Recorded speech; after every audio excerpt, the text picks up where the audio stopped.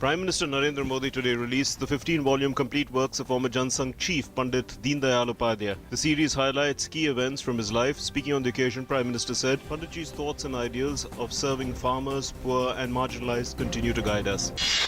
BJP President Amit Shah today said that the idea of cultural nationalism was given by Pandit Deendayal Upadhyay, and the seed planted by him in the form of the BJP at the time is now a grown-up tree and has started bearing fruits.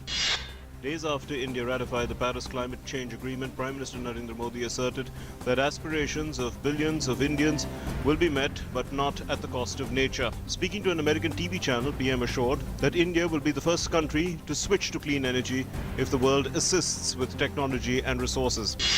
Pakistan's complicity in abetting terror in India again is confirmed after Indian forces recover a cache of Pakistani ordnance factory-made arms and ammunition. The cache was recovered from 4 terrorists eliminated by the army while trying to infiltrate from POK into the Nagam sector on October 6. Baluch people held protest near Quetta in Pakistan against Chinese involvement in Balochistan, and the Chinese-Pakistan Economic Corridor raised freedom, anti-Pakistan and anti-China slogans. IMF and World Bank in their latest forecast have projected India's growth rate at 7.6% in the next 2 years, making it the world's fastest growing emerging country. Union Finance Minister Arun Jaitley said this while talking to Indian reporters at a news conference in Washington. He's in the United States leading a high-power Indian delegation to the annual meetings of the IMF and the World Bank. Army Chief General Dalbir Singh today reviewed the 67th Territorial Army Day Parade in New Delhi and took the salute of the marching contingents. Addressing the ceremony, the Army Chief said that over the past few years, the Territorial Army has emerged as a strong force capable of tackling all challenges. At least 3 people were killed and over 20 injured in a stampede after a massive rally by BSF Chief Mayawati at the Kanchiram Smarak Maidan. Rumors of a live power line having snapped triggered the stampede. Uttar Pradesh government has announced 2 lakh rupees compensation to the kin of the victims.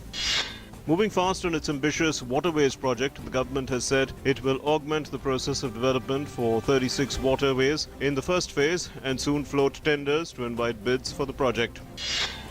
Union Power Minister Piyush Goyal has said that all the villages of the country will be electrified by May 2017. Addressing a 2-day conference of Ministers of Power and Renewable Energy and Mines of the states and Union Territories at Vadodara in Gujarat, Goyal said that the target to electrify all the villages of the country will be achieved a year before the 1,000-day deadline set by the NDA government. In the United States, a weakened Hurricane Matthew neared the end of its week-long charge through Caribbean islands and along the US Atlantic coast after killing nearly 900 people, most of them in Haiti.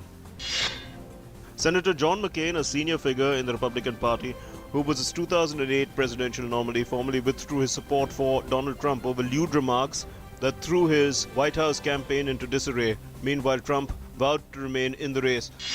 The festival of Durga Ashtami is being celebrated in different parts of the country with traditional zeal and enthusiasm. Lakhs of devotees offering prayers to Goddess Durga in specially decorated temples. Durga Puja festivities are also in full swing in West Bengal. World Post Day is being celebrated today. This day is observed each year on the anniversary of the establishment of the Universal Postal Union in 1874 in the Swiss capital in Bern. The theme for this year is Innovation, Integration and Inclusion. On day 2 of the indoor test, New Zealand were 28 without loss. When stumps were drawn, India declared at 557 for 5 in their first innings. Virat Kohli recorded his second double ton. It came in the first innings of the third and final test against New Zealand at the Holkar Stadium in Indore.